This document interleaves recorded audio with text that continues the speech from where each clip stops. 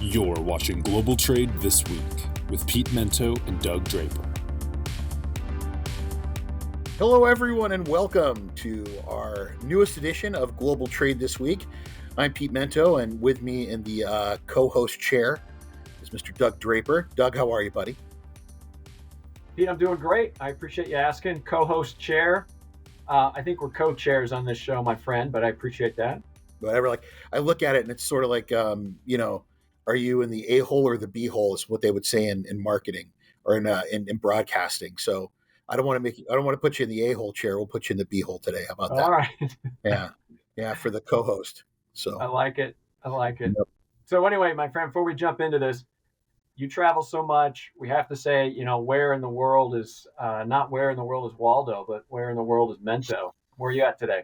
I'm in New Orleans. So a lot of the team is here this week. A lot of importers are here this week for CBP Symposium. And we weren't sure it was going to happen, bud. So there was a lot of talk about it being canceled because of budget cuts, but they went through with it. And the overwhelming majority of like serious trade professionals are either here physically or even more of them remotely because of travel restrictions and cost. So you're going to have a lot of people that are just watching the sessions over the next couple of days. Yeah. And then I think like 1,000 of us are here with, and then even more from customs and CBP and DHS and FDA and all the other partner government agencies. They're all here. So that it's going to be a train wreck, and it's the kind of train wreck that I'm looking forward to because the last couple of months, as you know, Doug, there hasn't been a lot of give and take, not a lot of collaborative communication between customs and the trade. And I think there's going to be a lot of communication over the next few days. I'm not sure how collaborative that communication will be, my friend. I think it's going to be, there could be some shouting matches. I won't be involved in those, but there'll be some shouting matches, assuredly. Yeah, I don't know what to say. Part of me says this is a professional organization. Everybody is ultimately in the best interest. The end is what everybody wants. How you get there is a little bit differently. So I'm going to put my faith in professionals in our industry that they will hold decorum and things will be just fine. So you can send a picture of either a throwdown at a bar 11 o'clock at night when somebody's drunk or somebody screaming in the back of the room during a breakout session. But hopefully neither one of those happen. Probably not. Customs folks, as you know, in our industry are not really known for being the most gregarious people.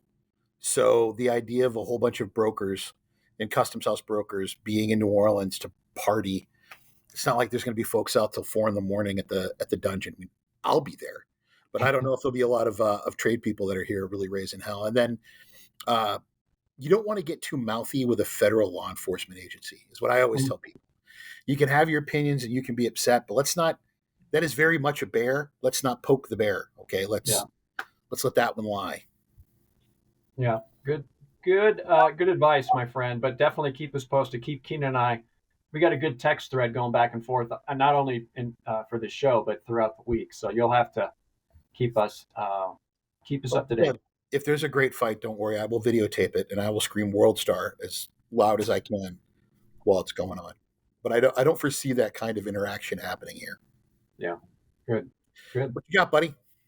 All right, this one's a little related to supply chain and a little bit not, right? So there's talks about tariff and all the things we've been communicating, but what about the jobs and the hiring and what does that mean for your livelihood, right? So there's been reports that transportation sector is taking a down slope and new hires in April came to a crawl and all that kind of stuff. And I valid, right? I think we're going to see more of it, which is related to my next topic here in a few.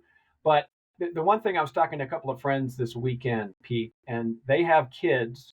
So this is a broader scope of what's happening in the hiring sector as we enter summertime. This is graduation season. I have two friends whose kids are graduating, both of which one had an internship and one had a full-on job, and not in the transportation logistics sector. Both of them said, "Nah, we really like you. We think you'll do a good job. But for the here and the now, uncertainty means pause." And I think one of the biggest group that's going to get hit, and some of our listeners may have kids that are in college or recently graduated or are graduating this semester, is that group is going to get hit hard, right? And I just heard it from two friends. Interesting is that law school applications are up. I don't know if you knew that. Um, and I think there's going to be a lot of overqualified waitresses and bartenders going on this summer because they don't know they had this job. They're going to wait. Maybe it'll be there in a couple of months when things kind of shake out. Maybe it won't. But it's the brakes can get put on immediately like a truck, but to get things started up again, it takes time like a train. And I think we're going to be interested in for an interesting 2025, and the jobs will be impacted that have nothing to do with supply chain and logistics. And I wanted to bring this topic up because I spoke to two good friends whose kids have nothing to do with supply chain, have zero interest in participating in our industry, and they're being impacted. Well, absolutely. Well, it goes beyond that, right? You've got the stock market that's being impacted and just the great uncertainty of business right now, which I think does lead back to the tariffs. I think got a part of it, right? And so with uncertainty comes a lack of desire to bring new people on. You'll hear a lot about inflation. People are always worried about inflation. And then now you're hearing in the news, are we going to be in a recession this summer? I'm much more worried about stagflation. And stagflation is when we were kids, Doug, in the 70s. If you remember, during President Carter's administration, unemployment was high, growth was not, it was stopped. Like the economy was not growing at all. And then on top of all of that, we had really high inflation. So all three of those things, the problem with that is it tends to create a long-term doldrum. Like nothing gets better quick. You have just the labor market just stays kind of cruddy, and prices just stay where they are and they don't come down. And there's not a lot of growth and not a lot of people who want to invest in the future of business. So what ends up happening is just flat. Flat's bad. If things go down, you can bet on the come up. Things go up, you can bet on the come down or make money on the way up. But when it just sits there in the middle, it's just not good. So the labor market, I think, is worried about both a summer recession, and they're also worried about the possibility we could have something like stagflation happen. This industry, we never learn our lesson. Right? Things get quiet, lay a bunch of people off, tell truckers, hey, go back to work at your cousin's place, filing stuff or whatever until it comes back again. People don't come back. We tend to have these massive ramp ups, and then we crap can everybody, and then we wonder, well, why the hell can't we handle the volume that just came back? We knew it was coming back, right? So I do worry about that. You and I are both Gen X, graduated college around the same time. And I do remember in the early 90s, man, it was like this. There was a lot of people who had good degrees that were having a hard time getting a job because the labor market was full of uncertainty. And that's kind of how it feels right now. It feels like these kids are going into a labor market with just so much uncertainty, Doug. Yeah. And there's, in the big picture, what's their percentage in the workforce? Incredibly small. Yeah. But it's just the mindset of spring and ever bountiful, and here's this new generation and where they're going to take us, right? It's more symbolic than actual. But your daughter's in college, and I still have lots of friends. My kids are gone, but gone out of, they're no longer in college, but it's real, right? From what I've seen. And is it going to move the needle? No. Is it going to affect the mindset? Yeah, I think it would. Probably. I think it will. Well, Doug, unlike your kids, my daughter is an artist, which means that she needs to get used to unemployment and crippling poverty for most of her 20s and early 30s, if she's lucky, before things get better. I will probably have to work until I'm in a box because I'll be paying her bills for the rest of my life, Doug. Yeah. Yeah. Well, I'm sorry to hear that. She's happy. That's all it is, right? No, I'm not sorry to hear your daughter. Your daughter, I'm cool with that. I'm sorry to hear about you having to work. Why do we work, Doug? We work to take care of these families, and she's my family, so I'm happy to be happy. Yeah, cool. All right, let's jump over. What's your first topic? Weird one, dude. Real weird one. And this is another one of these tariffs that's been threatened via Truth Social post. That's kind of how it works in my world now. The president has one too many Diet Cokes and just starts clickety-clacking on his iPhone, right? And today's is films. The White House has threatened a 100% tariff on films that are not made in the great infrastructure of Hollywood. And this is really interesting for a couple of reasons. So you got reason A, which is just the financial optics of it, right? You have a Hollywood that right now does do a lot outside the U.S. It's cheaper to go to Latvia or to go to Slovakia or to go to Colombia or wherever the case may be. Canada, right? That's another big one. Yeah. To just create movies there. They get all these awesome tax incentives to do that. And this weekend I went and saw Thunderbolts. You won't go see it, Doug. I know you won't, but for those of you that are really into comic book movies, fantastic. And you're waiting for the post-credit scene while you're waiting. There's usually extra scenes in a Marvel movie, Doug. I know you've never seen one, so I'm just at the end. Yeah, I'm familiar with it. Yeah. So my daughter and I are sitting in the theater and we're waiting for these.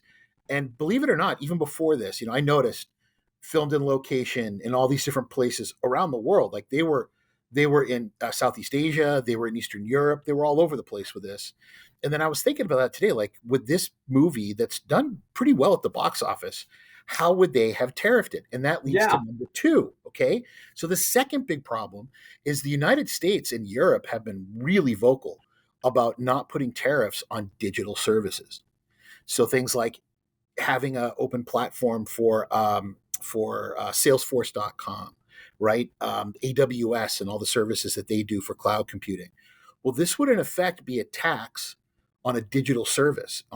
It's not a thing. Like we don't put them in cans and reels of film anymore and ship them around the world. It's a digital download. So would we be going against that? Which I've got to imagine. First of all, we've all agreed we were going to pause this, I think, till 2027, that there weren't going to be any digital tariffs. But if we were to do this, is this going to rip open an opportunity to tax all kinds of other international digital services, which we don't want to happen because it's a huge part of our economy? I don't know if in his haste and his zeal to do something about Hollywood, if the president and his advisors thought about this, because they may be biting off a lot more than anyone in this economy wants to chew. Mm-hmm. Yeah, I'm going to keep my comments real simple on this one, right? I'm curious to know, what is the value that they would be taxed upon? Is it the cost of the production? Is it the box office gross? Is it only the percentage of money they spent in a country outside of the U.S.? I mean, there's so many variables in there that I read about, or I heard about this morning, but I didn't get in. The story did not get into that. Like, what is the value that's being taxed? Like you said, it's not a commodity that you're putting in, that you made at a factory and said, here you go. So I mean, do you know what they talked about, what the value was going to be? No, that's one of the questions that was in the press is, would it be on production cost? What about distribution? Distribution can oftentimes be, almost as much as production cost. Would it be on all films, or would it just be on stuff that's meant for theaters? So would this push stuff towards the digital platforms instead? I don't know, Doug. None of that information's out there. I think at this point, it's just really a threat more than anything. Yeah, I think you're right. It's just you and I are talking about it on the show, which is exactly the point of this whole thing, right? It's just to kind of see. Anyway, I'm going to go down a wormhole here. Doug, so don't mess with my movies, Doug. Don't mess with my movies. Like, my wife actually said she would be interested in going to see that. Thunderbolts or Sinners? Thunderbolts. Oh, Thunderbolts is excellent, man. It's like anti-heroes, It's excellent. Sinners is very good too. Sinners, it was not what I was expecting. It was really entertaining. So I really like that a lot. But I've got Fantastic Four coming out this summer, Doug, on my birthday, no less. So fired up for that movie. Superman, the new Superman re-envisioning is coming out as well. James Gunn, very fired up for that. And Doug will just be there like, you nerds. What are you doing, you nerds? Why are you going to this? If you have not seen a Marvel movie before, Doug, I don't know if you will completely understand what's going on with Thunderbolts. Yeah. There's a lot of character stuff and story stuff that geeks just know going into this particular movie. So it's not an easy standalone film to go in and see. Hold on, it's starting to get, the buds are coming out. It's here at Steamboat. Excuse me. I'm okay with that, buddy. I'm okay with being called a nerd. I'm perfectly fine with it. You can thank us for all the beautiful things we create, like the internet. Yeah, that's kind of cool. Yeah, I thought Al Gore created that. Anyway, drum roll. So let's jump into one of my favorite parts of the show, which is halftime, brought to us by Cap Logistics. We appreciate them letting us be on this podcast every week to talk about all kinds of crazy stuff, including halftime. So, Pete, what do you got for this first for halftime this week? I think it started last weekend. There's been this internet conversation Mm-hmm. about could 100 men beat up a gorilla? Okay, and I love this question. First of all, I don't think people understand just what we're talking about here. Like a gorilla is a very terrifying beast. So if we had a very big gorilla and we could get 100 men willing to fight with this gorilla, could 100 men beat up a gorilla? And the internet has had a really good time with this. Everything from, if I could pick the 100 guys, like I'd want the 1990 Detroit Pistons. I'd want like Mike Tyson, probably Charles Barkley when he's in a bad mood. You just like, who are we going to pick? We pick MMA fighters, or is it just 100 dudes off the street? Like, you're walking around, pick 100 dudes off the street. Could they kick a gorilla's ass? And then also John Mulaney last weekend said, the comedian John Mulaney, he said, Yeah. I'm in my writer's room and we're all talking about this. And someone said, I wonder how many 13-year-olds it would take to beat up John, because he's a very small guy. And so we got on the show and he said, if you are a 13-year-old, have your guardian contact me, because next week on the show, they think that it would take 3 13-year-olds to beat me up. So if you'd like to, we're going to have the fight. And he puts the email on the screen and he says, so if you have a 13-year-old that thinks they can take me, this is the email address. And just to let him know, I'm really going to fight. Like I'm not going to go down. I'm thinking, this theater nerd that was a writer on SNL, probably not the greatest pugilist on the planet. And I know a lot of 13-year-olds just from going to jiu-jitsu class that would tear this boy up. So I'm pretty sure it won't take more than 2, maybe even 1, if you got the right 13-year-old to beat John Mulaney's ass. But Doug, do you think 100 people, 100 grown men could beat up one gorilla?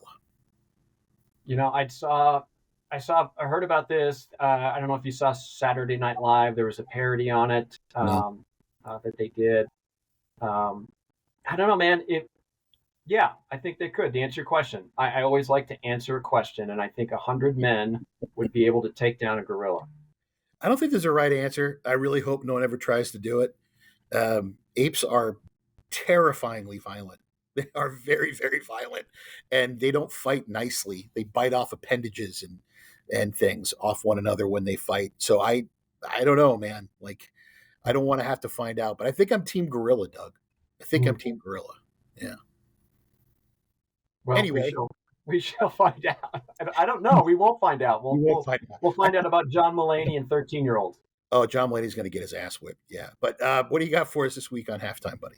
All right. Well, this past weekend was Berkshire Hathaway's annual meeting in Omaha. So he talked about different things. I'm not going into that. I'm talking about the mic drop moment at the end, where he is going to be stepping down and retiring at the end of this year. So the Oracle of Omaha is mic dropping this thing and moving on.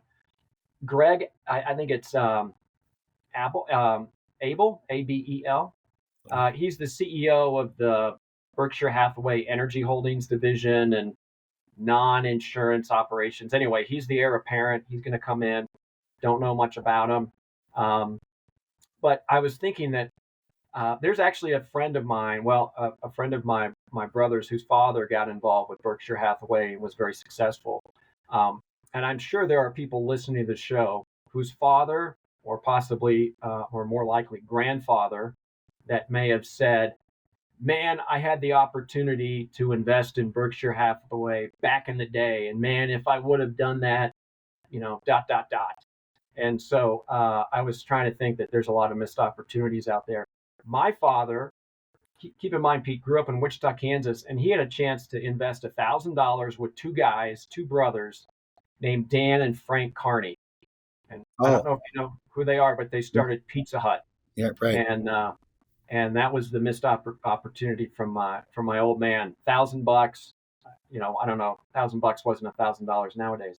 But anyway, that was the missed opportunity. So Pete, I wanted to ask you, and I joked and said this is a pretty heavy question. So don't freak out. Don't go into a cocoon. Be lighthearted on this, but has there ever been a missed opportunity that you've had in your life? Many. So the first was when my ex's oldest son tried to convince me to buy 1,000 Bitcoin when they were at like $2 a piece. That would have been life altering money. That would have been like generational wealth. And we know how I feel about Bitcoin. And I definitely paid for that one. Second, when I graduated from college, I had an interview with the Boston Beer Company, Sam Adams. And at the time, I think they only had like 7 or 8 employees. And the stock that they would have offered me, so it was about half of what I would have made working on the ships, But the stock that they would have offered me today would have been worth, well in excess of $7 or $8 million. I looked it up before we talked here. And then the third one that really grinds my gears, I bought a house the week of the IPO for Google, and most of my money was tied up in that transaction. And I said, well, real estate's a safe bet. That $75,000 in cash, probably again, generational kind of wealth if I would put that kind of money in there.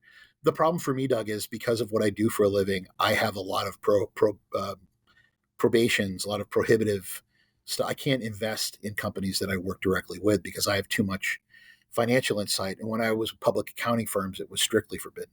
So I would hear about things that were going on. I'm like, this is going to be huge, but there was nothing I can do about it. So, Doug, did you ever have any personal ones where you should have invested and didn't? No, I think the only thing, if I didn't get into this career, Pete, I would want to get into commercial real estate development, right? I think this being in Denver, bought my first house in 1997, right? Yeah. It was in the wrong neighborhood for a song, and that neighborhood just exploded. I made some good money on the house, but if I would have held it for another 10 years, it would have literally tenfold. And so same thing happened with my second home that I bought, but not tenfold, but it went up. So anyway, I'm just saying that you can position yourself. I think it's fun to, I'm not in it, so maybe the word fun isn't the right one to use. But I think to answer your question, if I had a little bit more money, I would have invested in other homes when they were dirt cheap and been able, it would have been a lifestyle enhancer. It wouldn't have been generational wealth, but yeah, so maybe getting more into real estate development and real estate investment. Every young person that listens, don't have any debt. Try not to have any debt. Put as much money as you can into your 401k and buy property intelligently. And you're going to be just fine. But for whatever reason, when you're 25, you're a lot more interested in going to Cabo with your boys than getting yourself a condo. You know what I mean? Yeah. I'm living it vicariously. So, well, hey, man, so I'm going to jump into my topic. It's kind of short and sweet, but it's related to a whole bunch of articles that we've been seeing. I get, 10, email newsletters that pop in my inbox every single morning, and I cruise through them to see what's going on. But the one that caught my attention was from last week, and it just talked about all these different trucking companies, right, that are down. And I was going to call them out by name here, Pete, but I'm not going to do that. But they're names that you and I have heard of. It's on the internet, and there's articles being written about them. But every other day this is down, catastrophic loss, and these are big multi-billion-dollar companies, right? And so I started thinking, all right, the thing with trucking is it's transactional, and I'm not talking about contracts where you have transactional spot market rates and I have a contract, but I'm talking about the fact that a truck starts and stops their journey within a matter of 2 or 3 days, right? The length of line haul has shortened over time because of network analysis and things like that. But when people put the brakes on, and we've talked about this where they can put the brakes on pretty quickly, is that those trucks sit idle pretty quick, right? Because they are in a transitional movement from point A to point B. It takes 2-3 days, maybe cross country 4 days, with a team type of driver. And so that's why we're seeing all of these miss Q1 targets and things of that nature. So what I'm thinking is going to happen, Pete, and we always try to think forward on this, is that you're going to see the same type of conversations happening. I think first in air freight, and then secondly in warehousing, because warehousing is just crushing it right now. I don't know how many people I've called or have called me and said, "Do you have bonded warehousing space?" And I'm like, "If you didn't have that conversation 3-4 weeks ago, that that ship has sailed." But my point is that trucking is so transactional. The movement from A to B is so short that when people stop immediately, that's the first group. That's the first supply chain node that is impacted. The other ones will be impacted because it's still, the pause is still there. So I think you're going to see air freight. I think DHL's making some changes with their network, but I think you're going to see some large warehouse companies that are going to be having reductions in workforce. I guess I was trying to think of something funny to say there, but anyway, trucking first. I think warehousing and air freight are going to be second. I agree. I think ocean freight doesn't have a lot to worry about right now because of the pending doom that we're all waiting for, right? But trucking, man, it's just it's a complicated, difficult, and soul crushing profession. And then on top of that, right, it's so fickle based on what's going on around us economically. Doug, I think you're right, and same thing's going to happen that always does. We're all going to be looking for truckers. We're all going to be looking for companies that can get a space, and it's just not going to be there.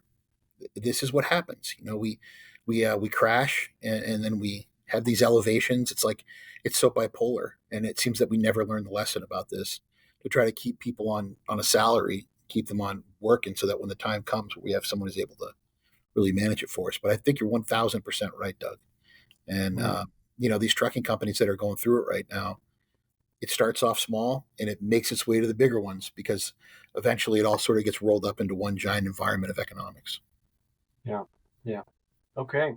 All right, bring us home, Pete. What you got to wrap this up? Yeah, but so my last topic is really about infrastructure and automation. There's a number of ports that have brand new facilities, new warehouses that were being built before the new agreement with labor happened, and there was a considerable amount of automation that was agreed to beforehand, and now they're sitting idle until some kind of, I don't know what you'd call it. It's not really a retrofit, I guess, but to bring it back to where it would be before these agreements were made.